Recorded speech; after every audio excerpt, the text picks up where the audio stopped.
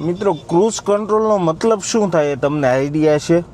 એના ફાયદો શું છે, એનો ગેરફાયદો શું છે, એને કઈ રીતે કંટ્રોલ કરવો જોઈએ, બંધ કેવી રીતે થાય, ચાલુ કેવી રીતે થાય, ક્રૂઝ કંટ્રોલથી આપણને ફાયદો શું છે, આ બધી જ વિગત વિશે આપણે વાત કરીશું આજના આ સેશનની અંદર. તો મિત્રો, હું છું જેમિત સવાણી, સવાણી મોટર ડ્રાઇવિંગ સ્કૂલમાંથી. તો આજે આપણે આ ડિટેલની અંદર સમજાવશું, તો આ વિડીયોના અંત સુધી તમે જોડાયેલા રહેજો. જેમને કાર નથી આવડતી એમના માટે તો આ સારી જ વસ્તુ છે, સમજવા જેવી વસ્તુ છે. પણ જેમને કાર આવડે છે એમના માટે પણ આ અંદરથી કંઈક ને કંઈક એવો પોઈન્ટ હશે કે જે તમને તમારા ડ્રાઇવિંગની અંદર સ્મૂથ બનાવી શકે, સેફ બનાવી શકે. તો ચાલો આ વિડીયો આપણે સ્ટાર્ટ કરીએ. આપણે લાઈવમાં ગાડી ચલાવી અને તમને બતાવશું કે ક્રૂઝ કંટ્રોલનો ઉપયોગ કેવી રીતે કરવો જોઈએ. તો જો અત્યારે આપણી પાસે જે ગાડી છે ને, આ MG કંપનીની ગાડી છે, વિન્સર ગાડી. આ વિન્સરની અંદર આપણે જોઈએ તો સાઈડમાં જો આ ગોળ બટન છે ને, આ ગોળ બટનની અંદર ક્રૂઝ કંટ્રોલ આપેલું છે. અને બીજા નંબરમાં આ જે સાઈડ વાઇપર આવે છે, આ વાઇપરની અંદર પણ બતાવેલું છે આ જગ્યા ઉપર કે ક્રૂઝ કંટ્રોલ અહીંયાથી પણ ચાલુ થાય છે. તો અત્યારે હું તમને આ જગ્યા ઉપરથી કરીને બતાવું લાઈવમાં. તો જો આ અત્યારે આપણું ક્રૂઝ કંટ્રોલ ચાલુ થયું. જો ડિસ્પ્લેની અંદર તમને દેખાય એ પ્રમાણે ગ્રીન કલરની જે એરર આવે છે એ આપણું ક્રૂઝ કંટ્રોલ છે. પણ હજી આ ચાલુ નથી થયું. અત્યારે હું જો લીવર છોડી દઈશ, અત્યારે મારો પગ લીવર ઉપર છે, લીવર છોડી દઈશ એટલે ગાડીની સ્પીડ ધીમી થઈ ગઈ. જો આ એરર જે ચિહ્ન આવે છે તો એનો મતલબ એવો નથી કે ક્રૂઝ કંટ્રોલ ચાલુ થઈ ગયો. ક્રૂઝ કંટ્રોલને ચાલુ કરવા માટે શું કરવું પડશે મિત્રો, કે આનો જે પ્લસ બટન જે છે એને આપણે ચાલુ કરવાનું છે. જો હવે પ્લસ બટન ચાલુ કર્યું, હવે ક્રૂઝ કંટ્રોલ ચાલુ થઈ ગયો. જો સાઈડમાં ક્રૂઝ કંટ્રોલ 43ની સ્પીડે આપેલો છે. મિત્રો, અત્યારે આપણું ક્રૂઝ કંટ્રોલ સેટ છે 50 ઉપર.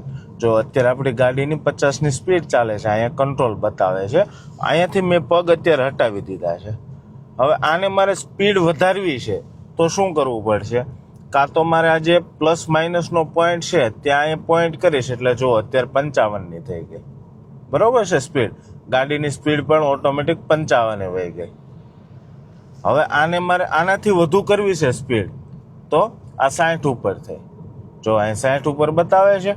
હવે આ ક્રૂઝ કંટ્રોલ જો આગળ વાહન આવી ગયા, બરોબર છે. હવે આ ક્રૂઝ કંટ્રોલને મારે કેન્સલ કરવો છે તો હું શું કરીશ? તો ક્રૂઝ કંટ્રોલને કેન્સલ કરવા માટે મેં આ બ્રેક દબાવી. આ બ્રેક દબાવ્યું એટલે ક્રૂઝ કંટ્રોલ મારો નીકળી ગયો. જો આ સ્પીડ બતાવતી હતી, નીકળી ગઈ. હવે અત્યારે મારે ગાડી મેન્યુઅલ જે પ્રમાણે એક્સિલેટર આપી અને ચલાવવી પડશે. જો અત્યારે હું એક્સિલેટર આપીને ચલાવું છું, આ ક્રૂઝ કંટ્રોલ નીકળી ગયો છે. એરર આવે છે ક્રૂઝ કંટ્રોલની, પણ સેટ નથી. હવે આને પાછું ક્રૂઝ કંટ્રોલ ચાલુ કરવું હોય તો મારે શું કરવું પડશે? તો ક્રૂઝ કંટ્રોલ ચાલુ કરવા માટે મિત્રો મારે પ્લસનું બટન દબાવવું પડશે. જો આ પ્લસનું બટન દબાવ્યું એટલે 60ની સ્પીડે ક્રૂઝ કંટ્રોલ મારો આવી ગયો છે. પાછી મેં બ્રેક મારી દીધી તો પાછો નીકળી જશે. અત્યારે પાછો નીકળી ગયો. હવે આને પાછું ક્રૂઝ કંટ્રોલ સેટ કરવો છે તો આ પ્લસના બટને દબાવ્યું. જો પ્લસના બટને દબાવ્યું એટલે મારો ક્રૂઝ કંટ્રોલ પાછો 60ની સ્પીડ ઉપર સેટ થઈ ગયો. જો ધીમે ધીમે ધીમે ધીમે સ્પીડ વધતી જશે અને 60 આવશે અને એક્સિલેટરને મેં છોડી દીધું છે. ક્રૂઝ કંટ્રોલને ફેલ કરવા માટે, બંધ કરવા માટે બે ઓપ્શનથી થશે મિત્રો. એક તો છે કે તમે બ્રેક મારશો એટલે તમારું ક્રૂઝ કંટ્રોલ ઓટોમેટિક બંધ થઈ જશે. અને બીજા પોઈન્ટમાં તમારે હાથ વડે જો કંટ્રોલ કરવું હોય, ક્રૂઝ કંટ્રોલ બંધ કરવું હોય, તો જે જગ્યા ઉપર આપણે ક્રૂઝ કંટ્રોલ ચાલુ કર્યો હતો મિત્રો, એ જ જગ્યાએ પાછું આપણે બટન દબાવશું એટલે આપણો ક્રૂઝ કંટ્રોલ બંધ થઈ જશે. એક્ઝામ્પલ તરીકે જો અત્યારે મેં આ દબાવ્યું, જો અહીંથી ક્રૂઝ કંટ્રોલ નીકળી ગયો. સમજી ગયા? તો આવી રીતે થાય છે. અને એક બીજા નંબરમાં કે તમે ક્રૂઝ કંટ્રોલ દબાવેલો છે અને તમારે ગાડીની સ્પીડ વધારવી છે તો શું કરશો તમે? તો અત્યારે આપણી ગાડી ચાલે છે 60ની સ્પીડે અને 60ની સ્પીડેથી હવે આ ક્રૂઝ કંટ્રોલ છે એને આપણે 70ની સ્પીડે લઈ જવી છે. તો કઈ રીતે થશે? તો એમાં બે ઓપ્શન છે. જેવી રીતે ક્રૂઝ કંટ્રોલ બંધ કરવા માટે બે ઓપ્શન છે, એવી રીતે સ્પીડ વધારવા માટે પણ બે ઓપ્શન છે. એક ઓપ્શન એવો છે કે જે જગ્યાએ આપણે પ્લસ અને માઇનસ લેવી છે એ જગ્યા ઉપરથી તો પ્લસ થવાનો જ છે, પણ બીજી જગ્યાએ કે જે જગ્યાએ આપણે એક્સિલેટર રેગ્યુલર આપીએ છીએ એ એક્સિલેટરને જો આપણે વધારશું તો એક્સિલેટરેથી પણ ક્રૂઝ કંટ્રોલની સ્પીડ વધશે. હવે એક્ઝામ્પલ તરીકે અત્યારે હું ક્રૂઝ કંટ્રોલ જોવો તો તમારી નજર સામે મેં સેટ કર્યો હશે, તો સેટ કેટલાનો કરું છું તો 47નો કર્યો છે, બરોબર છે. 47થી વધુ મારે સ્પીડ લઈ જવી છે તો મારે શું કરવું પડશે, તો અત્યારે એક્સિલેટર નથી આપ્યું પણ એક્સિલેટર હું વધુ આપીશ, આ સ્પીડ વધારે મેં એક્સિલેટરથી વધારી છે. આ 60ની થઈ. હવે આને પાછું ક્રૂઝ કંટ્રોલ હું આપી દઈશ એટલે શું થશે, 60ની સ્પીડે ચાલશે. એક્સિલેટર હોતી ક્રૂઝ કંટ્રોલ આપ્યું છે તો એનો મતલબ એવો નથી કે ક્રૂઝ કંટ્રોલ ઉપર જ ચાલશે. એક્સિલેટર તમે વધુ દબાવશો તો વધુ સ્પીડ હોતી આવશે ખરી. તો મિત્રો તમને સમજાવ્યું એ પ્રમાણે ક્રૂઝ કંટ્રોલની સ્પીડ આ જગ્યા ઉપરથી વધે અને સ્પીડને મતલબમાં ક્રૂઝ કંટ્રોલમાંથી ગાડીને કાઢવી હોય તો આવી રીતે નીકળી શકે. હવે આ ક્રૂઝ કંટ્રોલ છે એ અત્યારની જે લેટેસ્ટ ગાડી છે એમાં આવે છે મિત્રો, બધામાં. પણ બધામાં એક સરખો જ પોઈન્ટ નથી. કોઈ જગ્યાએ આ જગ્યા ઉપર હોય છે, જમણા હાથ ઉપર હોય છે. આ ગાડી છે MG, એમાં ડાબા હાથ ઉપર કંટ્રોલ છે. કોઈ ગાડીમાં ટાટામાં એમાં જોયું તો જમણા હાથ ઉપર ઓપ્શન આપેલા છે. એટલે ગાડી વાઇઝ નોર્મલ વેરિયન્ટ હોય છે, ઓપ્શન હોય છે. એટલે એક વખત તમારે પહેલાં કન્ફર્મ કરી લેવાનું છે. કેમ કે આમાં તો કેવું છે કે હાઈવે ઉપર જાઓ અને તમે હાઈવે ઉપર પહોંચીને તમે શીખવા જશો ને તો તમે અટવાઈ જશો.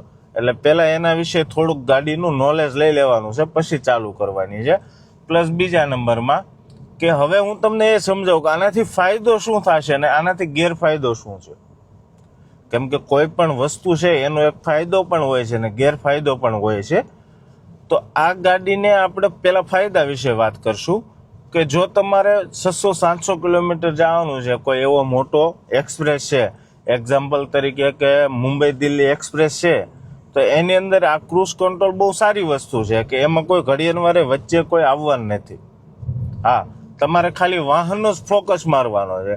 કોઈ વ્યક્તિ કે એવું તો કોઈ વચ્ચે આવવાનું નથી. નથી ટુ વ્હીલ વાળો વચ્ચે આવવાનો, નથી ઓટો રિક્ષા વાળો વચ્ચે આવવાનો, જેવી રીતે સિટીમાં આવે એમ હાઈવે ઉપર એ વસ્તુ સારી છે. તો એ જગ્યા ઉપર ક્રૂઝ કંટ્રોલ કરવો આપણા માટે ફાયદો છે. તો ફાયદાની અંદર કે આપણો પગ જે છે, જમણો પગ, એ એક ધારો પગ ત્યાં રાખવો નહીં પડે, એટલે આપણો પગ રિલેક્સ રહેશે, થાક નહીં લાગે તમને. એક્સિલેટર એક ધારું દબાવવાનું. પ્લસ બીજા નંબરમાં મેઇન પોઈન્ટ શું છે મિત્રો, કે કોઈ પણ ગાડી હોય ને એક સરખી સ્પીડ ઉપર ચાલે જ્યારે ગાડી, તો એ ગાડીની એવરેજ સારામાં સારી આપે. પછી એ ઇલેક્ટ્રિક હોય તો બેટરીની બચત કરે, પેટ્રોલ ડીઝલ હોય તો ફ્યુલની બચત થાય, CNG હોય તો ફ્યુલની બચત થાય. કારણ કે એક સરખી 80ની સ્પીડ ઉપર ચાલે એટલે એન્જિનને બહુ વધુ લોડ ન પડે, એના માટે ગાડીની એવરેજ સારામાં સારી આપે. આ બે વસ્તુના ફાયદા છે ગાડીમાં. પછી ગેરફાયદો શું છે મિત્રો, તો ગેરફાયદો એ છે કે એને કોઈ દિવસ જુઓ, અત્યારે મેં આમાંથી ક્રૂઝ કંટ્રોલ કાઢી નાખ્યો છે. શું કામ? કેમ કે આગળ ટ્રાફિક જ એવડું છે હાઈવે, નેશનલ હાઈવે છે, પણ આની અંદર ટ્રાફિક વધુ છે, એટલા માટે મેં ક્રૂઝ કંટ્રોલમાંથી ગાડી કાઢી નાખી છે. એટલે તમારે ખાસ ધ્યાન રાખવાનું છે, ક્રૂઝ કંટ્રોલ કોઈ દિવસ ટ્રાફિકવાળા વિસ્તારમાં, એ પછી હાઈવે હોય તો બી ભલે, અને સિટીમાં તો ખાસ કરવાનો જ નથી. નાની ગલીઓ હોય કે સિંગલ પટ્ટી રોડ હોય તો આ જગ્યા ઉપર ક્રૂઝ કંટ્રોલનો ઉપયોગ નહીં કરો તો તમે વધુ સેફ રહી શકશો. પ્લસ બીજા નંબરમાં કે ક્રૂઝ કંટ્રોલનો ગેરફાયદો બીજો શું છે, તો કે જ્યારે પણ આપણે આને એક્સિલેટરને દબાવવાનું નથી અને હાઈવે ઉપર ચાલતા હશું તો જે ચલાવનાર વ્યક્તિ હશે એને એકદમ રિલેક્સ મળશે, જેના લીધે નીંદર આવશે તમને.